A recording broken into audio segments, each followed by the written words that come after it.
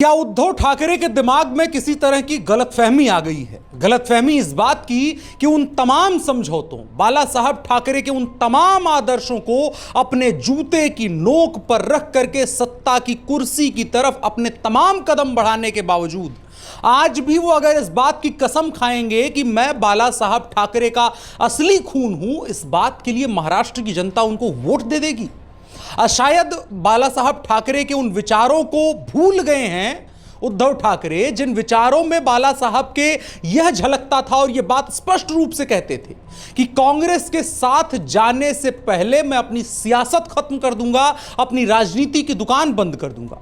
आज उद्धव ठाकरे ने न सिर्फ कांग्रेस पार्टी के साथ तमाम समझौते किए, बल्कि अपनी पार्टी को तोड़ दिया, अपनी विचारधारा से 360 अंश अपने आप को मोड़ लिया और साथ ही साथ आज वो उस तरह की सियासत कर रहे हैं जिस तरह की सियासत के असल में खिलाफ बाला साहब ठाकरे ने यह पॉलिटिकल विचारधारा खड़ी की थी, जिसका नाम शिवसेना था और जिसके कार्यकर्ताओं को राजनीतिक कार्यकर्ता नहीं बल्कि शिवसैनिक कहा जाता था। अब जब आज से 20 दिनों के बाद नई सरकार बनने वाली है, जब इन 20 दिनों में महाराष्ट्र के विधानसभा चुनाव का समर और रण अपने सबसे उफान पर होगा, तो उसके बीच में हमको यह समझना जरूरी है कि आखिर महाराष्ट्र की जनता सोच क्या रही है। और साथ ही साथ समझना यह भी जरूरी है कि एकनाथ शिंदे, जिन्होंने विचारधारा के आधार पर अपने नैसर्गिक साथी भारतीय जनता पार्टी के साथ जाना चुना था 2019 के विधानसभा चुनावों के नतीजों के बाद, 1.5 साल की सरकार चलने के बाद, क्या जनता आज भी उसको मानती है कि सत्य है? अब लोकसभा चुनावों के आधार पर कोई विश्लेषण कर दे तो उसको फर्जी माना जाना चाहिए, क्योंकि किसी भी राज्य की जनता और वहां के रिजल्ट्स में हमने ये देखा है कि विधानसभा चुनावों के नतीजे और वहां का वोटिंग पैटर्न और लोकसभा का वोटिंग पैटर्न अलग रहता है। तो अब असल में 19 के बाद पहला ऐसा विधानसभा चुनाव है जिसमें सीधे तौर पर 50 सीटों पर शिंदे सेना और उद्धव सेना आमने सामने है और तकरीबन उतनी ही सीटों पर भारतीय जनता पार्टी और कांग्रेस पार्टी आमने सामने है और गठबंधन का स्वरूप बदल चुका है। तो आज जो वोट करने वाला मतदाता है महाराष्ट्र का, आखिर उसके मन में क्या है? और मूल जो बिंदु है, मूल जो प्रश्न है उद्धव ठाकरे के एग्जिस्टेंस को लेकर के। जी हां, आज के तारीख में उद्धव ठाकरे रहेंगे या नहीं रहेंगे, पॉलिटिकली वो रिलेवेंट भी रह जाएंगे या फिर महाराष्ट्र में कुछ ऐसा होने जा रहा है, कुछ ऐसे सियासी समीकरण बनते हुए नजर आ रहे हैं जिसके बाद उद्धव ठाकरे की सियासत शून्य पर पहुंचने वाली है, अर्श से फर्श पर पहुंचने वाली है। और इन्हीं तमाम चीजों को समझने की कोशिश करेंगे इस वीडियो में। नमस्कार, मेरा नाम है अनुराग मिश्रा और आप सभी देख रहे हैं शाइनिंग इंडिया। आपसे अनुरोध कि हमारे वीडियो को लाइक करें, चैनल को सब्सक्राइब करें और साथ ही साथ कमेंट बॉक्स में अपनी बहुमूल्य राय हमारे साथ जरूर साझा करें। और महाराष्ट्र विधानसभा चुनावों को लेकर के कोई आपकी राय है तो वो कमेंट बॉक्स में जरूर बताएं, हम आगे वीडियोज में उसको शामिल करने की कोशिश करेंगे। अब बढ़ चलते हैं हम वीडियो में और चर्चा करते हैं, इस बात को समझने की कोशिश करते हैं कि उद्धव ठाकरे की पॉलिटिक्स क्या है। उद्धव ठाकरे जो बाला साहब ठाकरे, जो हिंदू हृदय सम्राट जिनको कहा गया, जिन्होंने स्पष्ट रूप से इस बात की जिम्मेदारी ली कि बाबरी का ढांचा शिवसैनिकों ने ढहाया था, वो बाला साहब ठाकरे जिन्होंने स्पष्ट रूप से यह कह दिया था कि कांग्रेस पार्टी नामर्दों की पार्टी बन गई है, इसलिए सोनिया गांधी को पार्टी चलाने के लिए दे दी है, वो बाला साहब ठाकरे जिन्होंने यह कह दिया था कि कांग्रेस के साथ जाने से बेहतर यह होगा कि मैं अपनी पॉलिटिकल पार्टी बंद कर लूं, अपनी दुकान बंद कर लूं। आज उनके असली खून, उनका बेटा होने का दावा करने वाले, सत्य भी है, दावा क्या कर रहे हैं, सत्य है, मतलब अगर बायोलॉजिकली हम देखें तो उनके बेटे हैं उद्धव ठाकरे, उनके द्वारा यह कहा जा रहा है कि बाला साहब ठाकरे के असली वारिस हम हैं। तो अब बिंदुवार ढंग से हम समझने की कोशिश करते हैं कि क्या वाकई उद्धव ठाकरे उस राजनीति के वारिस हैं जिसके पितामह हिंदू हृदय सम्राट बाला साहब ठाकरे थे।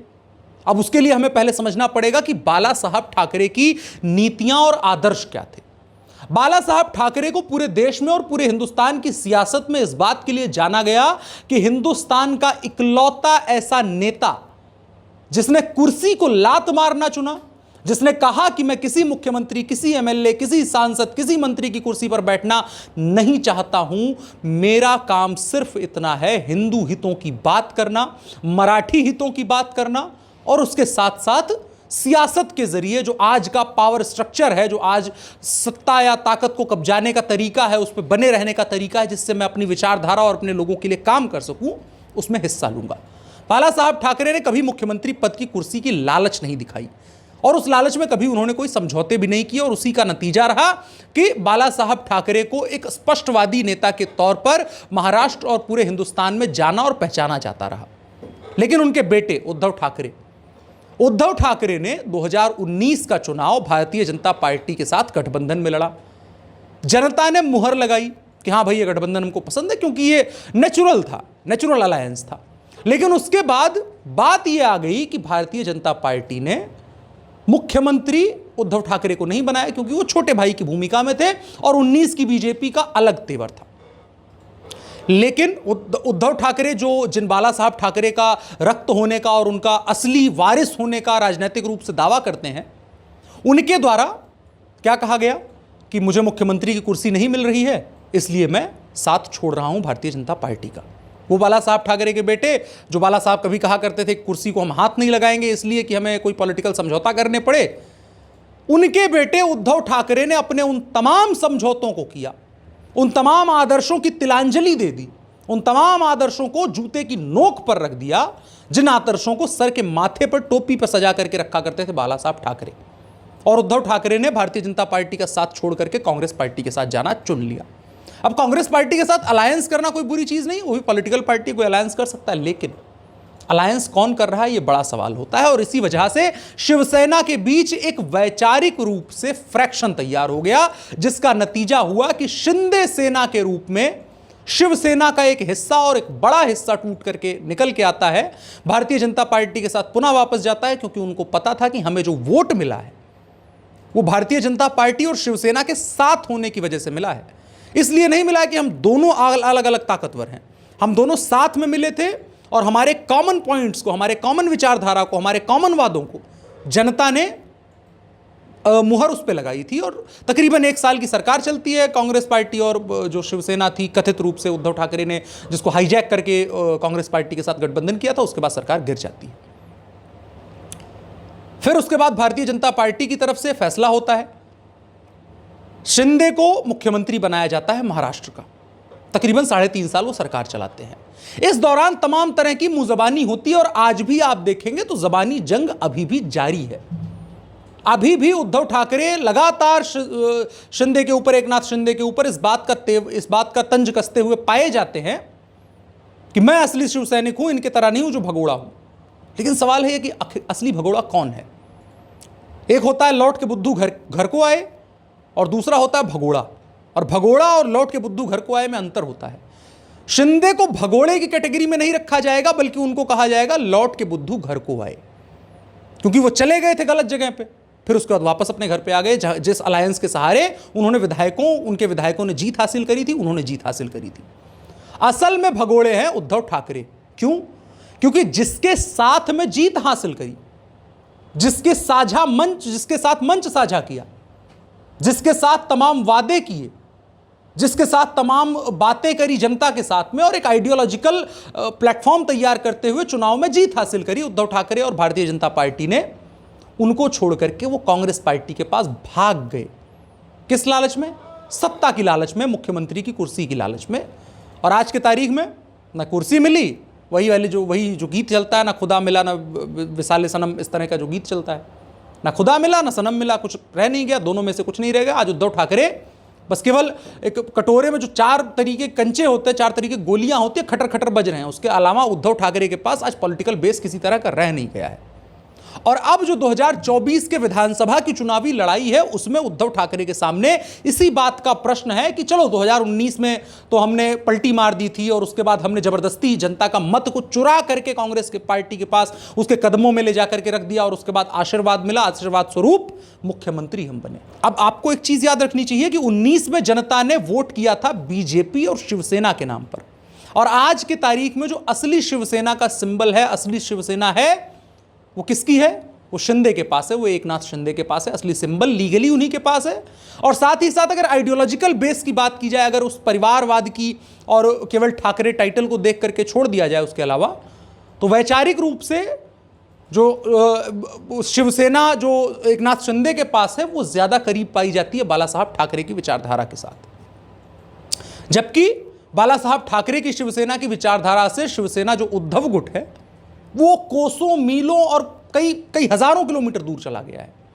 वो कांग्रेस पार्टी के साथ चला गया है, जिसको बाला साहब ठाकरे जिसके बारे में क्या राय रखते थे वो आप जानते भी होंगे और हमने वीडियो के शुरू में बता भी दिया है। अब इसका टेस्ट कैसे होगा कि असली शिवसेना किसके पास है, तो 49 सीटों पर एकनाथ शिंदे और उद्धव ठाकरे वाली शिवसेना आमने सामने चुनाव लड़ रही है और उद्धव ठाकरे की रातों की नींद उड़ी हुई है उन सीटों की तैयारियों को लेकर के, क्योंकि अगर उनको मुख्यमंत्री बनने के लिए कांग्रेस पार्टी के दरबार में जाकर के अपनी हाजिरी लगानी है, दावा पेश करना है, तो उन 49 सीटों पर उनको अपनी ताकत दिखानी होगी। और 3.5 वर्षों की भारतीय जनता पार्टी की जो सरकार चली है उसमें एकनाथ शिंदे ने अपनी छवि को काफी प्रबल और काफी मजबूत किया है। महाराष्ट्र में एक बड़ा पॉलिटिकल स्टेटमेंट या सोशल पावर का स्टेटमेंट जो होता है वो गणपति की पूजा होती है। और एक समय पर मातोश्री में तमाम लोग XYZ, चाहे वो बड़ा बिजनेसमैन हो, बड़ा सिनेमा का कोई अभिनेता हो, कोई बड़ा आदमी हो, वो मातोश्री में आकर के एक बार वहाँ के गणपति को अपना हाथ जोड़ के जाता था। इस बार जो तस्वीरें आपको देखने को मिली वो क्या देखने को मिली? एकनाथ शिंदे के घर पर बैठे गणपति के सामने प्रणाम करने के लिए पूरा का पूरा बॉलीवुड, पूरा का पूरा जो पावर कॉकस है मुंबई का और महाराष्ट्र का, वो एकनाथ शिंदे के घर पर मौजूद था। यह एक अपने आप में स्टेटमेंट था कि मातोश्री से जो पावर ट्रांसफर होकर के गई है वो उद्धव ठाकरे को लीगली मिल सकती है, कागज में मिल सकता है कि भाई बाला साहब ठाकरे के सुपुत्र हैं उद्धव ठाकरे, इसलिए उनके पास चली जाए। लेकिन जो सोशल कैपिटल था बाला साहब ठाकरे का, कहीं ना कहीं वो सोशल कैपिटल एकनाथ शिंदे के पास खिसक करके आया है, जिसका फायदा उनको इन चुनावों में मिलता हुआ नजर आएगा। अब इसके अलावा एक और फैक्टर है जो इन तमाम नतीजों को प्रभावित कर सकता है, वो है बागियों की संख्या। तकरीबन 50 सीटों पर 150 से ज्यादा भाजपा, कांग्रेस, शिवसेना उद्धव गुट या शिवसेना शिंदे गुट, इनके लोग जमीन पर उतरे हुए हैं। आज नाम वापसी का आखिरी दिन है। कुछ नाम सुनने में आए हैं जिन्होंने वापसी लिए हैं नाम, लेकिन बड़ी संख्या में कोई ऐसी चीज नहीं सुनने में आई है कि किसी ने पॉलिटिकल मैनेजमेंट इतना तगड़ा किया हो जिसके बाद बड़ी संख्या में कोई नाम वापस लिए गए। तो बड़ी संख्या में नाम वापसी की कोई खबरें नहीं है। और इसके बाद एक ये थोड़ी सी बल देने वाली, माथे की लकीरों को बल देने वाली चीज है। इसके अलावा महाराष्ट्र की जो अभी तक की तस्वीर नजर आ रही है, बहुत स्पष्ट तो नहीं है, लेकिन भारतीय जनता पार्टी ने जिस तरह का टिकटों का वितरण किया है, जिस तरह से अभी तक उनके नेताओं के बीच किसी तरह का क्लैश नहीं देखने को मिला है, जबकि सामने जो इंडिया ब्लॉक कह लीजिए या बहुत बड़ा गठबंधन, जो भी उस गठबंधन का नाम XYZ जो भी रख लिया जाए, उस गठबंधन के बीच तमाम तरह की लड़ाइयां हैं। 13 तरह की लड़ाइयां चल रही हैं। NCP टूट गई उसी चक्कर में, समाजवादी पार्टी अलग लड़ रही है। इसके अलावा और तमाम जो छोटे और मझोले स्तर के नेता हैं जो 2-4, 1-2 सीटों पर प्रभाव रखते हैं, कोई अनशन कर रहा है, कोई नाराज मुंह फुलाए बैठा है। अब ओमनी प्रेजेंट तो हो नहीं सकते हैं उद्धव ठाकरे और कांग्रेस के लोग कि हर जगह जाकर के उनको मना ले। तो अब एक बड़ा टसल वाली स्थिति है। एक तरफ भारतीय जनता पार्टी का जो पूरा कैंप है और उनके गठबंधन के जो साथी हैं वो एक साथ नजर आ रहे हैं, महायुति जो है वो एक साथ नजर आ रही है, लेकिन महाविकास अघाड़ी घड़घड़ाई हुई है, उसके साथ खेल क्लियर हो नहीं पा रहा है उसका। और इसी वजह से अब प्रश्न खड़ा हो रहा है कि एक तरफ एक पूरी सेना है जो एक नेतृत्व के तौर पर, एक नेता के दम पर, एक चेहरे के दम पर चुनाव लड़ने के लिए तैयार है, और दूसरी तरफ आपको 10 दिन पहले, 15 दिन पहले की खबरें याद रखनी चाहिए, जिसमें उद्धव ठाकरे ने कांग्रेस को लगभग चैलेंज देते हुए कह दिया था कि सीटें घोषित करो, हम तुम्हारा इंतजार नहीं कर पाएंगे। और दूसरी तरफ कांग्रेस पार्टी अपनी 99 सीटों का झुंझुना लेकर के घूम रही है कि देखो हमारे पास लोकसभा में 99 सीटें, हम LOP बन गए राहुल गांधी जी, अब हमसे बात करो। तो अभी दोनों के बीच बहुत तगड़ा टसल चल रहा है। और NCP की कहानी अलग है, आधी NCP भाजपा के साथ है, आधी NCP कांग्रेस के साथ है। तो अभी उनका क्या आगे चल करके ऊंट किस करवट बैठेगा, इस चीज को लेकर के प्रश्न है। इन तमाम चीजों के बीच में महाराष्ट्र का विधानसभा चुनाव हो रहा है और अब से 20 दिनों तक लगातार हम इस विषय पर बातचीत करते रहेंगे और कोशिश करेंगे कुछ एक्सपर्ट्स के साथ भी जुड़ा जाए जो राजनीतिक रूप से और चुनावी चीज़ों को देखते हुए एक लंबा अरसा उनको हो गया, और उनसे समझने की कोशिश करें कि आखिर किस करवट ऊंट बैठ रहा है और महाराष्ट्र की राजनीतिक परिस्थितियां किस तरह की बनती हुई नजर आ रही हैं। फिलहाल के वीडियो में इतना ही। आपकी राय क्या है कमेंट बॉक्स में हमारे साथ जरूर साझा करें। साथ ही साथ हमारे चैनल को सब्सक्राइब करें, वीडियो को लाइक भी करें और शेयर करना चाहें तो उसको भी शेयर करें, लोगों तक इस बातचीत को पहुंचाएं। हम बातचीत लगातार जारी रखेंगे। फिलहाल के लिए इतना ही। मेरा नाम अनुराग मिश्रा है, आप शाइनिंग इंडिया देख रहे थे। धन्यवाद।